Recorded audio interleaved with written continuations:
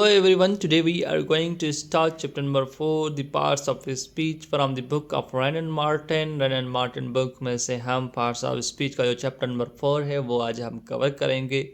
तो चलिए शुरू करते हैं। Words are divided into different kinds or classes. Words को divide किया गया है different kinds में और classes में।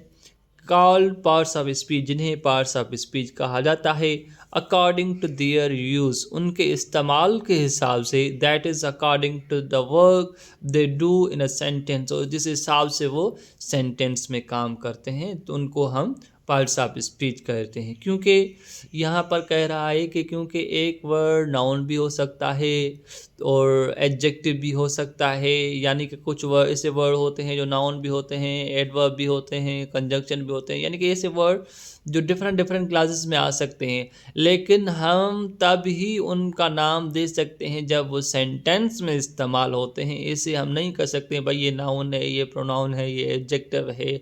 मिसाल के तौर पर इसके इस सेंटेंस का मतलब यही निकल रहा है।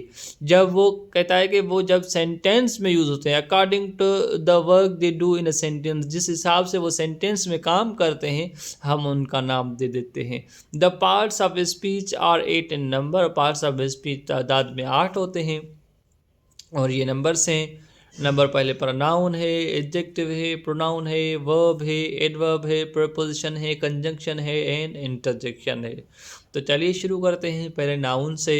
अ noun is a word use as a name of person, place और अ थिंग इज। नाउन क्या होता है? नाम होता है किसी न किसी पर्सन का, प्लेस का या किसी न किसी चीज़ का। जैसे कैसे Akbar was a great king, Akbar एक बहुत ही बड़ा बादशाह था। अकबर भी यहाँ पर नाउन है और किंग भी यहाँ पर नाउन है, दोनों ही नाउन हैं। क्योंकि ये अकबर भी किसी न किसी शख्स का नाम है अकबर, और किंग भी किसी न किसी शख्स का नाम है। Kolkata is on the Hooghly, Kolkata is जो है वो कहाँ, is on the Hooghly, Hooghly पर है, यानी कि कोलकाता और हुगली दोनों ही नाम हैं, दोनों ही प्लेसेस के नाम हैं। ठीक है। The rose smell sweet, the rose क्या है हमारा, वो नाउन है। The sun shines bright, the यहाँ पर कौन सा है, सन जो है हमारा वो नाउन है। हिज करेज वोन हिम ऑनर, यहाँ पर करेज और ऑनर जो है दोनों ही नाउन हैं। ठीक है। उसके बाद कह रहा है कि the word thing includes all objects, जो वर्ड थिंग है वो सारे ऑब्जेक्ट्स को इंक्लूड कर लेता है, यानी कि अपने आप में ले लेता है। यानी कि जो वर्ड थिंग हमने यहाँ पर यूज़ किया है वो इन सारी चीज़ों को बताता है, इन सारी चीज़ों को इंडिकेट करता है। वो कौन सी चीज़ें हैं? The word thing includes, number 1 कहता है all objects that we can see, सारे ऑब्जेक्ट्स जो हम देख सकते हैं, जैसे पेन है, कंबल है, बुक है, मोबाइल फ़ोन है। ठीक है। तो ये सारे जो आते हैं वो थिंग में आते हैं। और दैट वी कैन सी, और जो हम देख सकते हैं वो भी हमारे थिंग में आ जाते हैं। हेयर कर सकते हैं, सुन सकते हैं, टेस्ट कर सकते हैं, टच कर सकते हैं, और स्मेल यानी कि जो 5 सेंसेस हैं, 5 सेंसेस के थ्रू जो चीज़ हम ले सकते हैं, महसूस कर सकते हैं, वो थिंक में इंक्लूड हो जाती हैं, क्योंकि वो भी हमारे नाउन होते हैं। एंड नंबर दूसरे पर आता है something that we can think of, और कुछ चीज़ें जिनके बारे में हम सिर्फ सोच सकते हैं, but can not perceive by the senses, लेकिन हम उन्हें रिसीव नहीं कर सकते, परसीव नहीं कर सकते सेंसेस के थ्रू। 5 जो सेंसेस हैं ये हमारे उनके थ्रू, उनकी बाय दी, उनके जो सेंसेस हैं सेंसेस के हिसाब से भी नहीं ले सकते हैं, और सिर्फ सोच सकते हैं। वो भी हमारे क्या होते हैं, थिंग में इंक्लूड किए जाते हैं, यानी कि वो भी हमारा नाउन है। जैसे करेज है, करेज हम सिर्फ और सिर्फ सोच सकते हैं, समझ सकते हैं। आनर है, आनर के साथ आनर भी हम सोच सकते हैं, समझ सकते हैं। तो ये सारी चीज़ें थिंग में आ जाती हैं, क्योंकि ये किसी न किसी पर्सन का नाम तो नहीं है, किसी न किसी प्लेस का भी नाम नहीं है। ये सारी चीज़ें कहा जाती है थिंग, और थिंग में इंक्लूड होते हैं सारे ऑब्जेक्ट्स, और जो 5 सेंसेस के थ्रू हम जो चीज़ें लेते हैं और जिनके बारे में हम सोच सकते हैं वो थिंग में इंक्लूड हो जाते हैं। क्यों? कहने का मतलब यहाँ पर बुक के कहने का मतलब ये है कि ये जो डेफिनेशन दी गई है ये कंप्लीट डेफिनेशन है नाउन की। उसके बाद आ रहा है एडजेक्टिव आ रहा है। Adjective is a word used to add something to the meaning of a noun. Adjective ऐसा वर्ड होता है जो नाउन की मीनिंग में इजाफा करता है, नाउन की मीनिंग में कुछ ना कुछ ऐड करता है। जैसे कि he is a brave boy, यानी कि बॉय तो है लेकिन ब्रेव है। ब्रेव क्या है? हमारा एडजेक्टिव है, यानी कि मीनिंग किसकी मीनिंग में इजाफा कर रहा है, ऐड कर रहा है बॉय की मीनिंग में। या बॉय क्या है? नाउन है। There are 20 boys in the class. Boys क्या है? नाउन है। 20 क्या है? हमारा एडजेक्टिव है, क्योंकि वो उसकी मीनिंग में इजाफा कर रहा है। ठीक है। उसके बाद क्या आ रहा है? ना प्रोनाउन आ रहा है। प्रोनाउन क्या है? Pronoun is a word use instead of a noun. Pronoun ऐसा वर्ड होता है जो नाउन की जगह काम करता है। जैसे John is absent, John absent है बिकॉज ही इज इल, क्योंकि वो बीमार है। कौन बीमार है?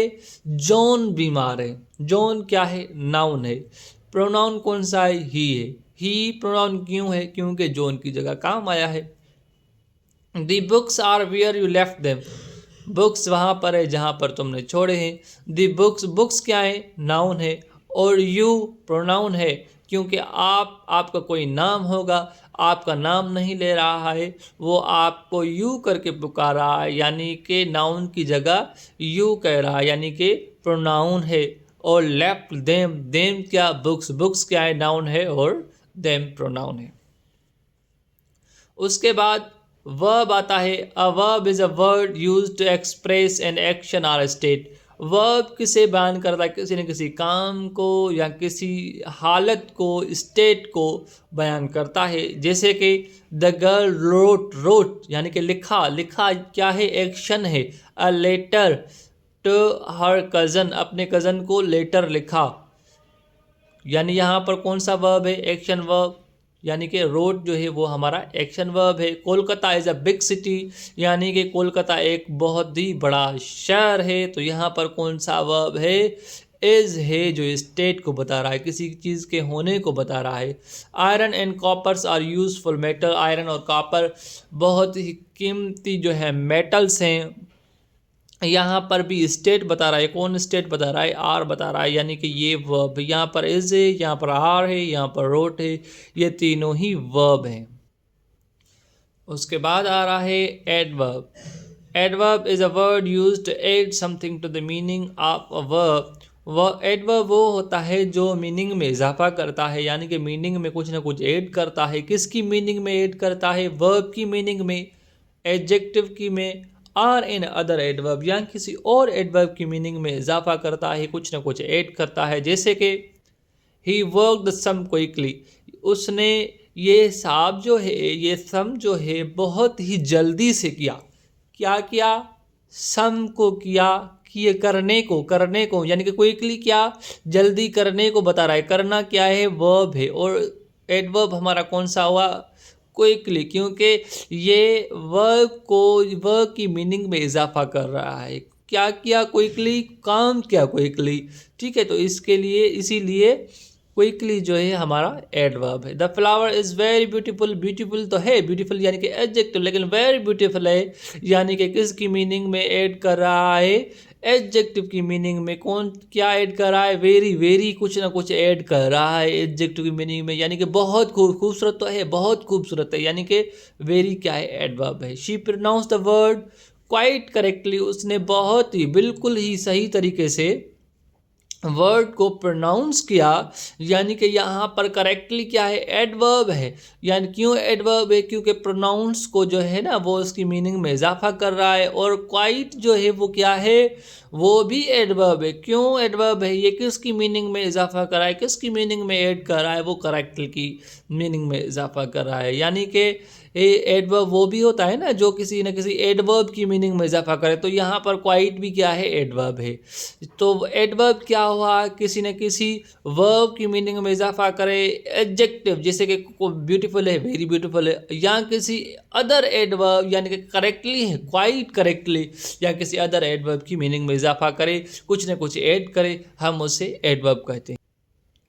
उसके बाद है प्रेपोजिशन। प्रेपोजिशन क्या होता है? प्रेपोजिशन इज अ वर्ड, एक वर्ड है यूज्ड विद अ नाउन और प्रोनाउन, नाउन और प्रोनाउन के साथ इस्तेमाल होता है to show how the person, ये दिखाने के लिए तो कैसे एक पर्सन और थिंग या कोई चीज़ denoted by the person denote की गई है, डिनोटेड की गई है नाउन और प्रोनाउन के जरिए, stands in relation to something else, और कोई चीज़ उनके साथ रिलेशन में कैसे है। यानी कि नाउन और प्रोनाउन वो लफ्ज़ होते हैं जो किसी न किसी चीज़ के साथ जो प्रपोजिशन वो होते हैं जो किसी नाउन और प्रोनाउन का किसी दूसरों चीज़ों के साथ रिलेशन बताते हैं। यहाँ पर जैसे एग्जांपल से there is a cow in the garden, यहाँ पर कौन सा जो है वर्ड प्रपोजिशन है? इन है, क्योंकि इन जो है ना वो रिलेशन बताता है नाउन का दूसरी चीज़ों के साथ। उसके बाद जैसे कि गार्डन है, गार्डन इस काऊ के साथ जो है रिलेशन दिखा रहा है। यहाँ पर म्यूज़िक है, म्यूज़िक फ़ॉन के साथ रिलेशन दिखा रहा है, क्योंकि आप जो है उनका रिलेशन दिखा रहा है। आप क्योंकि नाउन और प्रोनाउन के पहले काम आ रहे हैं, ये प्रेपोजिशन उसे भी कहा जाता है जो नाउन और प्रोनाउन के पहले आते हैं और दूसरी चीज़ों के साथ रिलेशन दिखाते हैं। अ ट्री है, under a tree, a fair little girl set under a tree, यानी कि अंडर क्या है? हमारा प्रेपोजिशन है। यानी कि प्रेपोजिशन वो होते हैं जो नाउन और प्रोनाउन का दूसरी चीज़ों के साथ रिलेशन दिखाते हैं। उसके बाद आ रहा है कंजंक्शन। कंजंक्शन क्या है? A conjunction is a word, conjunction एक लफ्ज़ है यूज टू ज्वाइन वर्ड्स, जो वर्डों को ज्वाइन करता है, सेंटेंसेस को ज्वाइन करता है, सेंटेंसेस को ज्वाइन करता है। यानी कि कंजंक्शन क्या है? Conjunction is a joining word, यानी कि कंजंक्शन का काम ही जोड़ने का। Rama and Harry are cousin, Rama और हैरी कजन हैं। रामा और हैरी को कौन जोड़ रहा है? एंड जोड़ रहा है, ठीक है। तो एंड क्या है? कंजंक्शन है। टू एंड टू, यानी कि इस टू को और इस टू को कौन जोड़ रहा है? एंड कर रहा है, यानी कि two and two make four, यानी कि दो और दो चार होते हैं। तो एंड क्या है? हमारा conjunction. I rain fast but miss the train, miss the train और आई रेन फास्ट को कौन जोड़ रहा है? बट जोड़ रहा है, यानी कि जोड़ने का काम जो होता है वो कंजंक्शन का होता है। और उसके बाद आ रहा है interjection. An interjection is a word, interjection ऐसा वर्ड है, ऐसा लफ्ज़ है विच एक्सप्रेसेस, जो इजहार करता है सम सडन फीलिंग्स, हम सडन फीलिंग्स को, जो अचानक फीलिंग होती हैं उनकी इजहार करता है। जैसे कि hurrah, we have won the game, यानी कि हुर्रा ये एक जो है ना क्राय है, खुशी की जो क्राय है वो बयान कर रहा है सम सडन फीलिंग में। और अल्लाह शी इज़ डेड, ये गम के लिए यूज़ होती है और ये खुशी के लिए।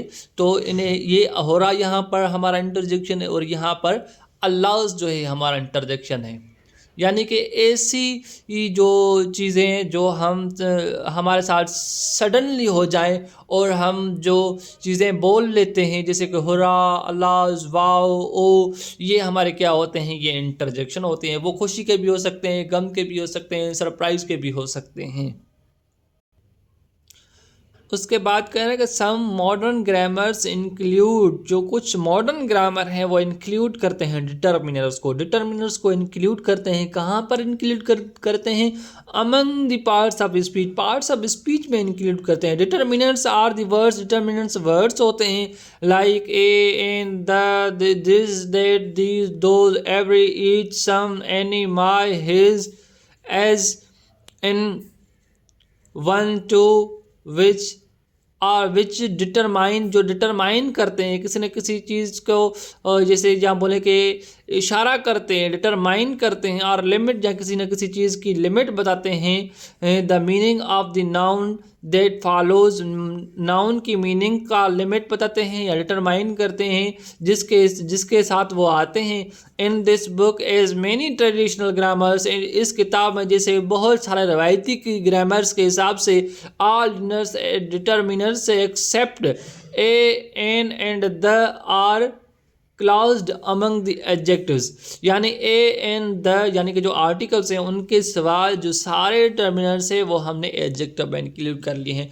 इसके कहने का मतलब है यही है कि कुछ मॉडर्न जो ग्रामर्स हैं, जो कुछ मॉडर्न ग्रामर्स होते हैं, कुछ ट्रेडिशनल ग्रामर्स होते हैं, और ये जो रैन एंड मार्टिन है ये हमारा ट्रेडिशनल ग्रामर है। ये बुक कहने का मतलब ये है इन लाइनों का कि कुछ मॉडर्न जो ग्रामर्स होते हैं वो अपने जो 8 पार्ट्स ऑफ स्पीच है ना उनके साथ क्या रखते हैं, यानी कि ninth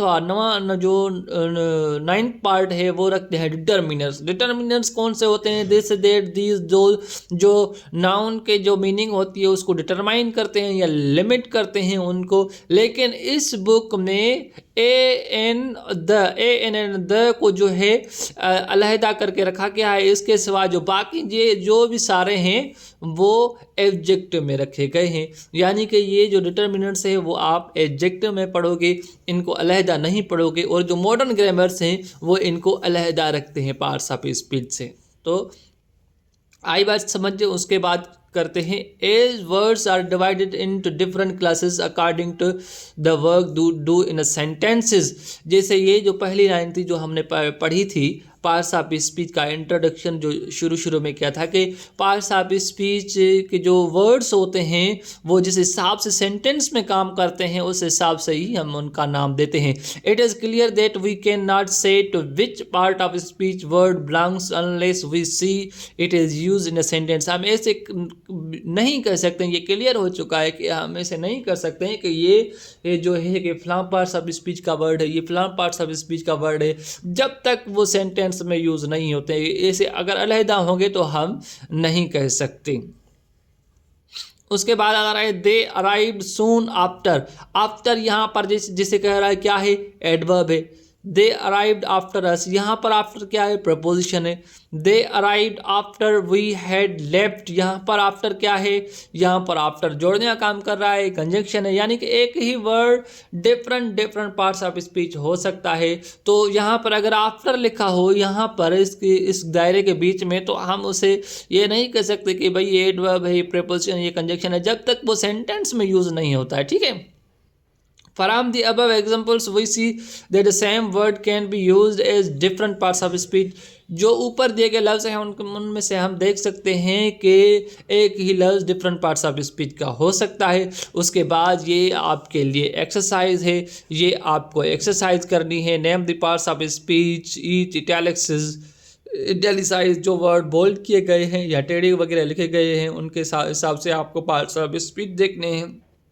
in the following sentence, नीचे दी गई सेंटेंस में से giving in each case your reason for the classification, और आपको रीज़न बताना है कि किस हिसाब से ये पार्ट्स ऑफ स्पीच हो रहे हैं और कैसे वो जोड़ने का काम कर रहे हैं और ये कैसे नाउन का काम कर रहे हैं। जैसे स्टिल वाटर्स रन, आप यहाँ पर स्टिल आपको बताना है कि स्टिल किसका काम करे। यहाँ पर भी स्टिल है, he still lives in that house, यहाँ पर स्टिल है, यहाँ पर भी स्टिल है, ये लेकिन यहाँ पर किसका काम कर रहा है, यहाँ पर किसका काम कर रहा है, ये आपको एक्सरसाइज करनी है।